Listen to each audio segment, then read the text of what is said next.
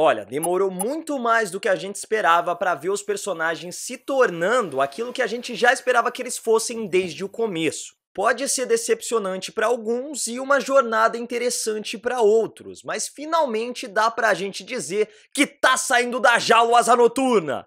Brrr. O 10º episódio da segunda temporada de Titãs é intitulado Fallen, e nós realmente vimos tudo desmoronando ainda mais para os nossos heróis.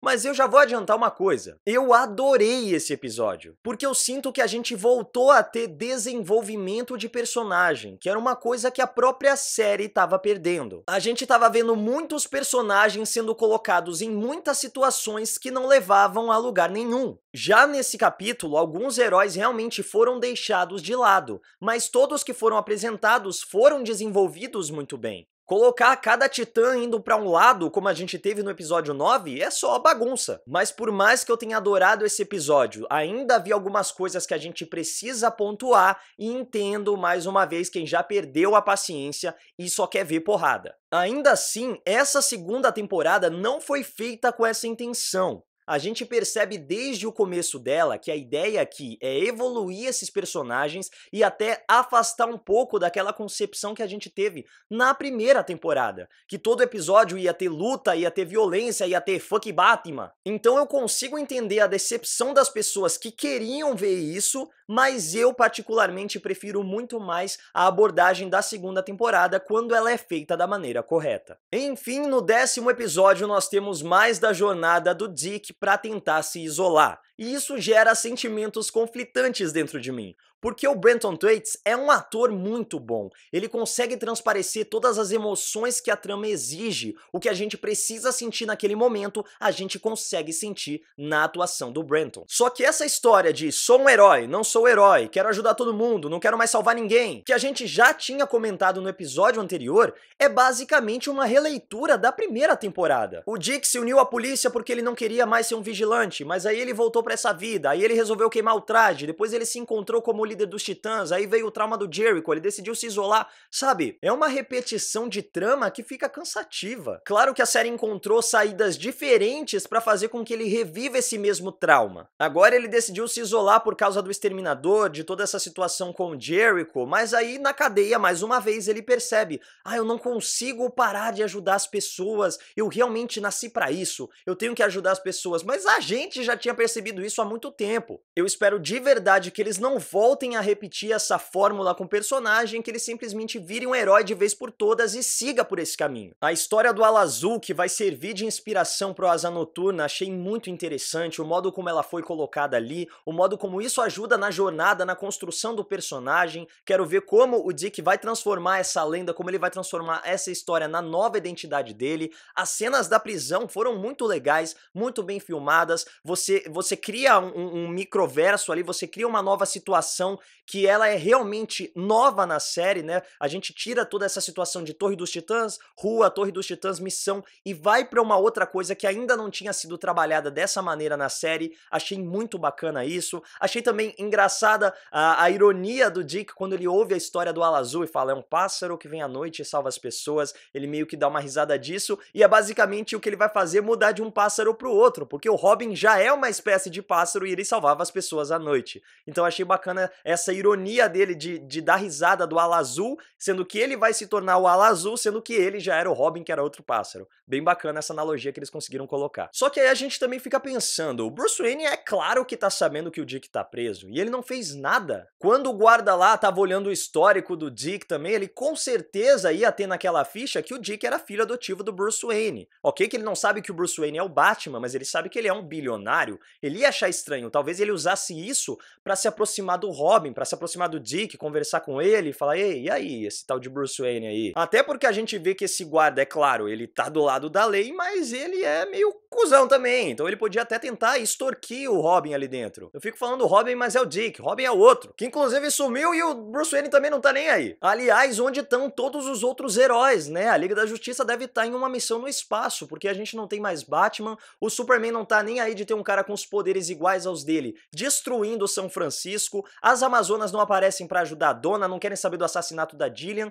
É claro, a gente sabe que é uma série dos Titãs, mas como nós também sabemos que existem outros heróis circundando esse universo, é um pouco estranho não ter nenhuma menção a eles, nada que associe esses personagens ao que tá acontecendo na série. E isso até diminui um pouco aquela questão das consequências que eu tinha mencionado que o episódio anterior, apesar de pra mim ter sido o mais fraco da temporada, ainda conseguiu lidar um pouco. Então a gente vê isso no próprio Superboy, que anda pelas ruas como se nada tivesse acontecido. E ele tá estampado em todo lugar, todo mundo ia reconhecer ele, não é um sobretudo que ia fazer com que ninguém percebesse que aquele era o mesmo cara que tava destruindo a cidade. Enfim, já que estamos de volta a São Francisco, nós vimos que a Rachel só queria se rebelar. Então nada justifica ela ter saído da Torre dos Titãs com a Donna, como eu vi gente tentando argumentar nos comentários e eu falei que não fazia sentido. Não faz mesmo. Ela não tem proximidade com a Donna, ela não aprovava o jeito que a Donna tratou o Dick depois de toda a revelação do que aconteceu com Jericho, já que ela percebeu que a própria Moça Maravilha era muito culpada pelo que aconteceu com o filho do Exterminador. Então realmente foi um recurso de roteiro. A Rachel só saiu da Torre dos Titãs com a Donna para que a Donna percebesse que ela tinha fugido e continuasse em São Francisco. Foi só pra isso. Agora, tirando essa parte aí sem sentido nenhum, a participação da Ravena nesse episódio foi muito boa. A gente vê ela em uma espécie de abrigo, um restaurante solidário que presta auxílio às pessoas carentes, onde ela faz uma amiga, mas ela mesmo percebe que as coisas estão estranhas quando chega um cara e tira ela de lá. É quando nós vemos a Rachel usando os seus poderes, o que é sempre muito legal, e a gente vê aqui como ela tá controlando bem os seus poderes. A gente já tinha visto isso lá no momento com o Connor e a Estelar na Torre dos Titãs, em que ela conseguiu conter os seus poderes ali para que o prédio não explodisse, e depois disso ela vai com a Dani ali pra uma espécie de esconderijo onde logo de cara se sente em casa. Só que voltando pra cena do beco ali, quando a Rachel usa os seus poderes, a gente percebe que parte daquela aura continua pelo ar, até possuir uma gárgula, e a gente fica, mas que diabo é isso? E complementando esse momento, a gárgula vai atrás daquele cara e mata ele. Não fica muito claro se era a Rachel que ainda estava controlando essa energia, realmente dominou aquela gárgula ali e ativamente matou o cara, ou se era essa aura negativa que a Ravena não consegue controlar se manifestando mais uma vez. Eu realmente acho que é mais essa segunda opção. Até faz mais sentido, porque a gente ainda não viu a Ravena realmente controlando todos os seus poderes. Ainda tem essa aura negativa que circula ela e que ela não entende muito bem como se comporta, por que tá acontecendo isso. Então faz sentido que seja só essa manifestação negativa e ela nem mesmo saiba que isso aconteceu. E de volta a Mutano e Superboy, o Connor decide mandar o Krypto embora, já que ele percebe que ele não é uma boa influência, que ele não é um bom amigo, e estando ao seu lado o cachorro também se torna um alvo. Mas o Krypto, que é o grande herói de Titãs, a gente já falou isso, vai até a torre e traz o Mutano pra encontrar o Superboy. A gente tem um momento muito bom ali entre os personagens. O Garfield, pra mim, sempre que aparece consegue roubar a cena. Ele tem esse espírito dos Titãs de verdade, ele tem essa positividade, e aí ele consegue convencer o Superboy a voltar pra Torre dos Titãs quando eles são perseguidos pelos soldados da Cadmus. E eu tenho que confessar que naquele momento em que o Mutano falou que ia ligar pro Bruce Wayne e a torre alerta que tem um invasor chegando pelo telhado, eu acreditei que era o Batman que estava vindo ao resgate. Mas não era, eram os soldados da Cadmus que invadem o lugar, e mesmo com o Mutano se transformando, com o Krypto atacando e o Connor quase usando a sua visão de calor para derreter todo mundo, a Mercy Graves consegue convencer ele a se entregar. Até porque ele fica naquele dilema de não querer mais machucar ninguém, e a Mercy também engana ele, né, dizendo que ela tá ali amando o Daiv. Outra coisa que eu tenho que destacar é justamente a Mercy, porque mais uma vez Titãs tá conseguindo humanizar os vilões da série. Então a gente vê a família dela ali no começo meio que desestruturada, ela tentando trazer esse conceito de união pra família, e nem as crianças e nem a companheira dela parecem ligar muito pra isso. Você chega até a ficar com pena da personagem. Mas aí a gente lembra que ela é o braço direito de Lex Luthor e tá ganhando cada vez mais poder dentro da Cadmus. Tô achando muito interessante essa construção dela, acho que ela ainda vai dar muito trabalho pros Titãs, até porque agora, além de estar com o Superboy de volta às suas mãos, ela também consegue deixar o Mutano um pouco balançado ali, falando sobre como as pessoas nunca se importam verdadeiramente com ele, como elas só usam os poderes dele para atingir os objetivos próprios e até mesmo citam Niles Caulder. Foi muito bacana rever aqueles momentos da primeira temporada de Titãs, onde a Patrulha do Destino foi apresentada, e é bem estranho ver outro ator interpretando o chefe que não seja o Timothy Dalton. Mas é interessante porque isso reforça essa ideia de que Patrulha do Destino e Titãs não estão na mesma realidade, são meio que universos paralelos que têm características em comum, mas não é a mesma coisa. Isso até explicaria porque a gente não teve Mutano nem sendo citado em Patrulha do Destino e porque o chefe dessa realidade de Titãs é outro. Mas outra coisa interessante é que a Mercy fala pro Mutano que com a ajuda da Cadmus ele vai conseguir libertar todo o seu potencial, ele vai conseguir ser qualquer coisa que ele quiser. Mais uma vez sugerindo que o Mutano vai se transformar em vários animais na série. Só que aí, a gente já tinha visto ele se transformando em cobra no primeiro episódio da segunda temporada, mas quando ele conversa com o Connor, ele diz que só se transforma em um tigre. É meio inconsistente, essa é uma das coisas que eu sinto que Titãs às vezes dá um passo pra frente, dá um passo pra trás, ele não assume essa galhofa de ser uma série de super-heróis, de mostrar os personagens usando seus uniformes toda hora.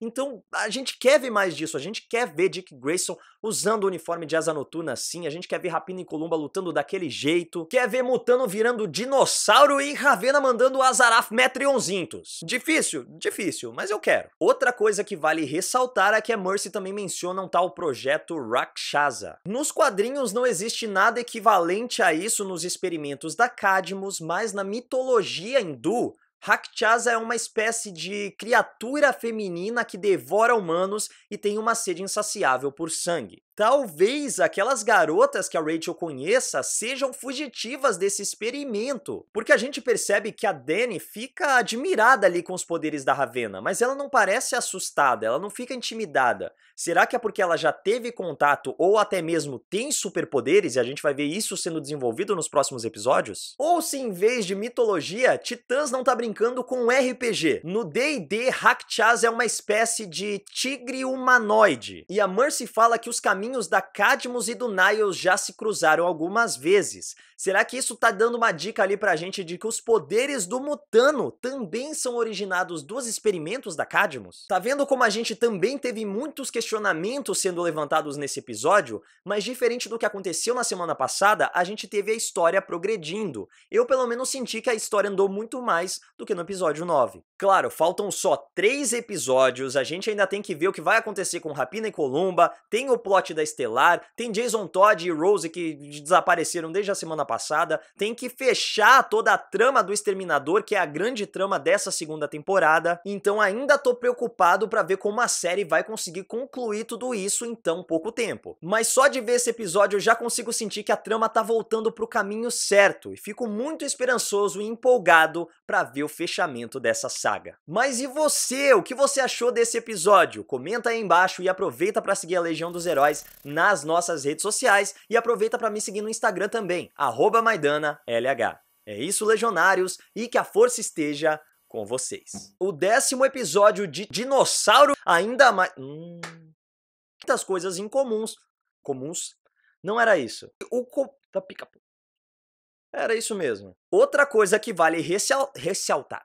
Outra coisa que vale ressaltar é que a Mercy também menciona um tal projeto Dinossauro. Era isso mesmo.